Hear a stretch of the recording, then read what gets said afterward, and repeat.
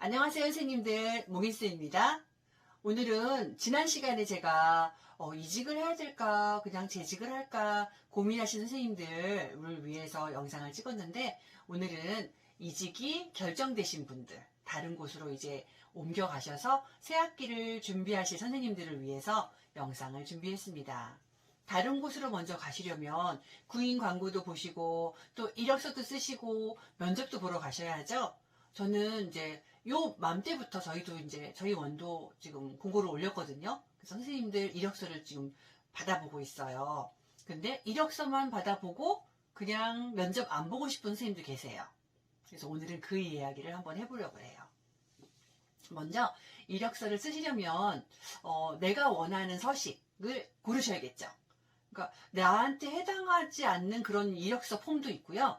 굉장히 많은 이력서 폼들이 있거든요. 그래서 나한테 맞는 그 폼을 좀 고르시면 좋을 것 같아요. 그래서 먼저 이름 쓰시고 주소도 쓰시고 이렇게 뭐 나이 쓰시고 이런 칸이 나오잖아요. 그래서 가장 기본 서식에 먼저 정확하게 쓰시고요. 거기다 만 몇 세 이거 쓰시는 거 굳이 안 쓰셔도 괜찮아요. 출생 연도만 있으면 몇 살인 거 다 계산 나오거든요. 그런데 간혹 대개는 전에 작년에 쓰셨던 거를 다시 한번 수정하시면서 그 나이를 안 고치시는 거예요.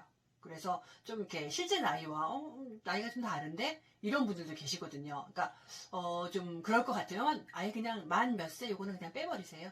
최종 학력 쓰시는 학력란이 있잖아요. 거기는 최종 학력 그 전 이력까지 써도 괜찮을 것 같아요. 그래서 이전에 학력까지 이제 채워 넣으셨으면 그 다음에 이제 경력 사항을 쓰시잖아요. 요 경력 사항에는 사회 경력까지 넣으셔도 괜찮아요. 지금 처음부터 이제 막 학교를 졸업하고 바로 이 일을 하신 분들은 다른 사회 경력보다는 그냥 어린이집에 계신 경력이 많으시겠지만 다른 사회생활을 하시다가 이제 이 일을 또 하시는 분들도 계시잖아요. 그런 분들은 사회 경력도 그 사람이 살아온 인생이기 때문에 그 부분에서 얻을 수 있는 그런 것들이 있거든요. 그러니까 한 직장에서 오랫동안 좀 일을 하셨다든지 또 교육 관련해서 유사직종으로 일하셨다든지 이런 부분들은 경력 사항에 넣어주시면 도움이 돼요. 그런데 굳이 안 하셔도 되는 거. 그러니까 교육하고 너무 상관없는 동떨어진 일이라든지 그리고 이직이 잦았다든지 이런 부분들은 굳이 거기에 쓰실 필요는 없겠죠. 그런데 어린이집에서 일하셨던 그 경력은 다 적어주셔야 돼요.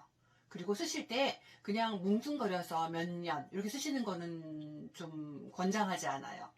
적어도 몇 년도 몇 월에서 몇 년도 몇 월까지 이렇게 이 정도 기간은 좀 적어주셔야 날짜까지는 안 쓰셔도 괜찮은데 이렇게 월까지는 좀 써주시면 좋을 것 같아요. 그리고 이제 그 란을 다 쓰시고 나면은 수상 및 자격증 뭐 이런 거 쓰시는 란이 나오거든요. 그러면 가지고 계신 자격증, 교사 관련 자격증은 당연히 쓰실 거고 그거 외에 이제 가지고 있는 자격증들 이런 것들이 업무에 좀 도움이 될 것 같아. 예를 들면 컴퓨터 자격증이라든지 뭐 이런 것들은 조금 도움이 되겠죠.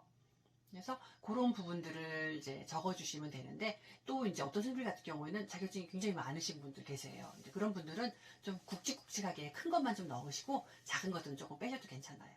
어떤 원장님들 같은 경우는 원마다 약간 다르긴 한데 너무 많이 이제 그런 것들을 적으시면 좀 부담을 느끼시는 경우도 종종 있거든요. 네. 그리고 중요한 자기소개서. 여기는 너무 성의 없게 몇 줄만 쓰는 것도 조금 조심하시고요. 그리고 너무 길게 쓰는 것도 권하지는 않습니다. 요점을 간략하게 쓰시면서 왜 보육교사가 되었는지, 나는 어떤 보육교사가 되고 싶은지, 왜 해당 어린이집에 이력서를 넣었는지, 이런 부분들을 좀 넣어주시면 좋겠어요. 이때 팁을 살짝 드리자면, 이제 어린이집마다 이렇게 광고를 내실 때에 어린이들을 정말 사랑하고 아이들의 마음을 잘 읽어주는 그런 교사를 모십니다. 뭐 이런 글이 있다면 아이의 마음을 읽어주기를 우선시하는 중요시 여기는 교사입니다. 라는 말을 좀 넣어주면 좋겠죠. 이건 팁이에요. 그러니까 좋은 인상을 살짝 줄 수 있는. 또 어떤 언에서는 성장하기를 변화를 두려워하지 않고 성장하기를 원하시는 선생님을 모십니다. 라는 문구가 있다면 변화를 두려워하지 않고 교사로서 성장하기를 바라는 그런 교사입니다. 라는 이렇게 문구 한번 넣어주면 그래서 지원하게 되었습니다. 라는 말을 넣어주면 우리하고 방향이 너무 맞는데? 라고 하면서 조금 더 이제 한 번이라도 더 관심 갖겠죠. 네, 이런 부분이 좀 있습니다. 이렇게까지 쓰셨으면 거의 다 쓰셨잖아요. 이제 마지막에 이제 위 내용은 사실과 다름이 없습니다. 라는 말을 쓰시고, 날짜 쓰시고, 사인하시면 되잖아요. 그런데 선생님들마다 이제 어린이집에 한 군데만 지원하시는 게 아니잖아요. 요 원에 지원하고 또 다른 원에 지원을 하시기도 하시거든요. 근데 그러면서 날짜하고 그러니까 어느 선생님은 정말 위 원에 이제 지원합니다라고 하면서 그 어린이집 이름을 넣으시는 분들도 계시거든요. 차라리 안 넣으시면 괜찮으신데, 다른, 무슨 말씀 하시는지 알겠죠? 그 원 이름을 써놓고 다른 원에 보내는 거예요. 엄청난 실수죠. 네. 날짜도 오늘 이력서를 보내면서 며칠 전에 써놓은 이력서를 보내시면, 이제 그걸 수정하지 않으시고 보내시면 성의 없어 보여요. 다른 데 써놨다가, 다른 데 보내려고 써놨다가, 여기 또 이제 보냈구나, 라는 인상을 주거든요. 이력서를 왜 쓰실까요, 선생님들? 저 이런 사람이에요.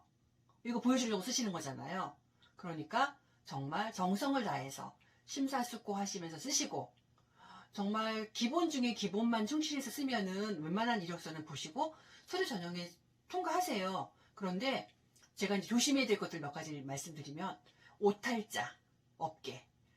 맞춤법도 좀 틀렸는데, 띄어쓰기도 좀 틀렸는데, 그냥 그걸 그냥 보내셨어요.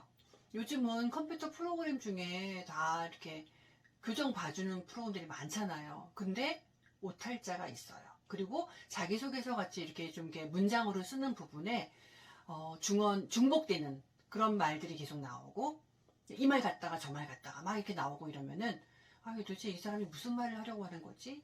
라는 생각을 하게 되거든요.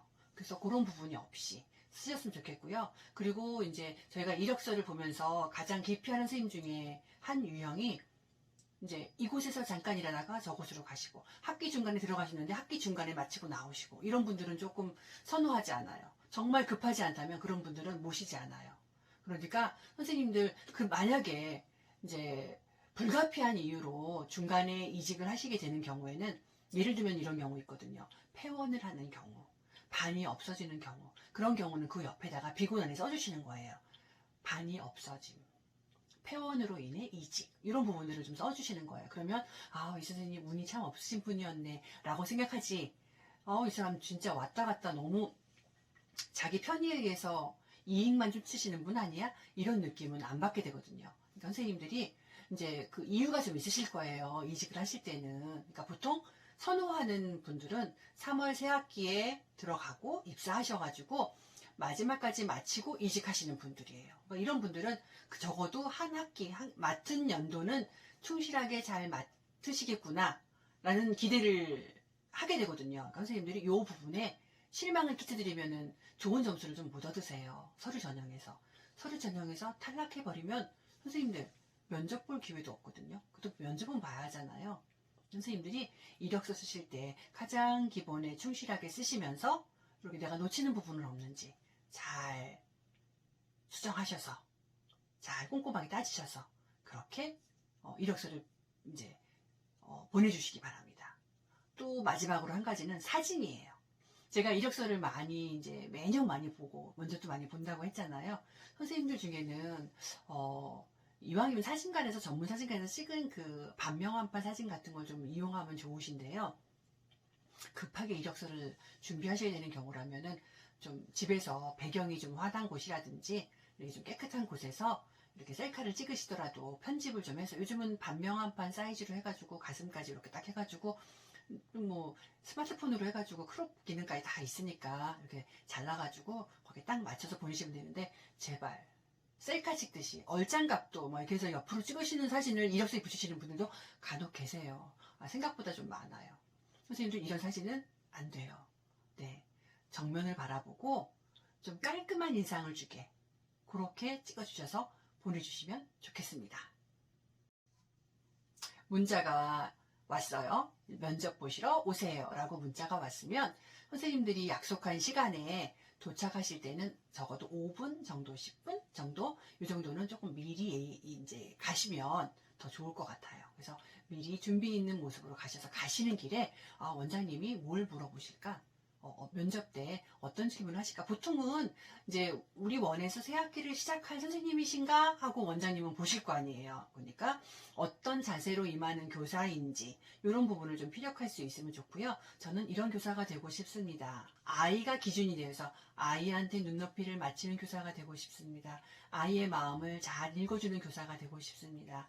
아이의 사인을 눈치껏 잘 알아차리는 민감한 교사가 되고 싶습니다. 등등 이렇게 좀 생각을 좀 하고 가시면 좋겠죠. 그리고 만약에 갑자기 앞에 사고가 나거나 이래서 약속된 시간이 조금 늦어질 것 같거나 이러면 전화를 미리 드리는 거예요. 그래서 제가 이러이러한 사정으로 일찍 나왔는데도 지금 조금 늦어질 것 같습니다. 죄송합니다. 라고 미리 연락을 드리는 거예요. 그러면 선생님의 인상이 조금 더 나아지겠죠. 처음에 들어가셔서 인사하실 때는 예의 바르게 인사를 좀 하시고요. 그리고 가실 때 그냥 좀 너무 편안한 옷으로 입고 가지 마시고요. 좀 그래도 위에는 티셔츠를 입으셨어도 요즘 같은 경우에는 좀 추우니까 보통 우리가 면접 보러 다닐 때는 좀 춥잖아요. 그래서 이제 목티 같은 걸 입으셨더라도 위에 뭐 반코트를 입으시다든지 이렇게 좀 이렇게 롱패딩 같은 거보다는 면접을 보러 가시는 날에는 코트라든지 이런 것들을 좀 입으시면 좀 좋을 것 같습니다. 너무 화려하게 하고 가는 것 좋진 않고요. 단정한 모습으로 가시는 게 가장 좋습니다. 화장 아예 안 하는 거, 화장 너무 진하게 하는 거, 적절하게 중간을 좀 유지하시면 좋을 것 같아요. 네, 그래서 일단은 첫 모습이 굉장히 중요하잖아요. 첫인상은 어디나 중요하니까요. 그래서 예의 바른 옷차림으로 예의 바른 시간을 맞춰서 가셔서 인사를 하시고 난 이후에는 일단은 원장님이 뭐 이것저것 좀 물어보시겠죠. 그럼 그것에 대해서 차분하게 좀 말씀을 드리고 그래서 궁금하신 부분이 있을 거예요. 원장님 말씀을 다 들으면서 이해가 돼서 알겠네 라고 하는 부분도 있는데 해소가 안 되는 그런 궁금하게 이렇게 질문하고 싶은 게 좀 있으실 거예요. 첫 질문부터 급여는 어떻게 되나요? 또 휴일은 며칠을 받나요? 방학 때 다 쉬나요? 문 닫고? 휴게 시간은 어떻게 쓰나요? 이런 것들을 먼저 물어보시면 좀 약간 너무 입속을 챙기는 것 같은 인상을 살짝 줄 수가 있어요. 필요한 말인데. 그래서 이런 말들은 원장님이 제일 중요하게 생각하시는 부분은 어떤 부분일까요? 원장님의 운영관도 제가 조금 듣고 싶네요. 라든지 원장님이 교사한테 가장 바라시는 부분은 어떤 부분들이 있을까요? 이런 부분들, 교육적인 교사로서의 어떤 그런 부분들을 물어본 다음에 마지막으로 요게 좀 신뢰가 되지 않는다면 급여는 어떻게 책정이 되는지 이 부분도 좀 알고 싶습니다. 또 휴일은 어떤 식으로 선생님들이 쓰시는지 이 부분도 좀 알고 싶습니다. 휴게 시간은 지금 우리 보육 현장에서 휴게 시간 쓰기가 참 어려운데 어떻게 선생님들끼리 조율해서 그 휴게 시간을 갖고 있는지 신뢰가 되지 않는다면 여쭤보고 싶습니다. 뭐 이런 식으로 예의를 갖춰서 마지막 부분에 말씀을 하시는 거예요. 그러면 원장님이 그런 부분도 잘 말씀해 주실 거예요. 그리고 이제 2022년 1월 다음 달부터죠. 휴게 시간에 대해서는 법적으로 정해져 있어가지고 1년이 안 된 선생님들 같은 경우는 한 달 일하고 나시면 한 달 하루 휴일이 생기죠. 그러니까 1년 12개월을 다 일하셨다고 하시더라도 11일에 휴일이 생기시는 거죠. 그러니까 방학이라든지 이런 거 이용하실 때 쉬시고 그 외에는 휴일을 주실 거예요. 근데 이제 1년 이상이 된 선생님들 같은 경우에는 적어도 15일은 쉬시잖아요. 이제 그렇게 휴일이 발생해서 그거 안 하면 이제 뭐 원장님들이 이렇게 벌금 내셔야 돼요. 그러니까 그런 부분은 염려하지 마시고 선생님들이 면접 보러 가시는 곳이 국공립이라면은 호봉수 맞춰가지고 주실 테고 민간이라면은 초봉부터 시작할 때가 많아요. 그리고 이제 경력이 좀 오래된 교사라면은 원장님이 면접 보시는 중에 선생님이 너무 괜찮으시고 선생님 꼭 붙잡고 싶다라고 하시면 경력 이제 교사니까 조금 더 이렇게 좀 채워주실 수도 있으세요. 그러니까 예의 바른 모습으로 교사다움을 잃지 않으시고 면접을 이제 보시는 게 중요할 것 같다는 생각을 합니다. 선생님들 좀 도움이 되셨으면 좋겠는데요. 올해도 제가 또 이제 면접을 보고 또 이력서도 받고 이제 할 텐데 오늘도 이력서를 하나 받았거든요. 근데 아까 제가 선생님들께 조심하세요라고 하는 부분이 몇 가지가 좀 걸리는 부분이 있었어요. 그래서 이 선생님을 면접을 봐야 되나 조금 이제 생각하고 있는 중이에요. 선생님들 어떤 분이든지 이력서 딱 보고 나가지고 이 선생님 만나보고 싶네? 이런 생각 들 수 있게 선생님들 이력서 잘 준비하시기 바랍니다. 계속 내가 이력서를 내는데 면접 보라는 말을 안 해. 그럼 어떤 문제가 있는 건지 살펴보셔야겠죠. 네, 선생님들 잘 준비하셔가지고 이직하시기로 마음 이제 먹으셨으니 더 좋은 직장에 가셔가지고 또 좋은 아이들, 좋은 선생님들, 동료들 만나시고 이제 아이들과 함께 또 꿈을 키워나가는 그런 한 해를 맞이하시기 위해서 이력서, 면접 잘 준비하셔서 보시기 바랍니다. 감사합니다.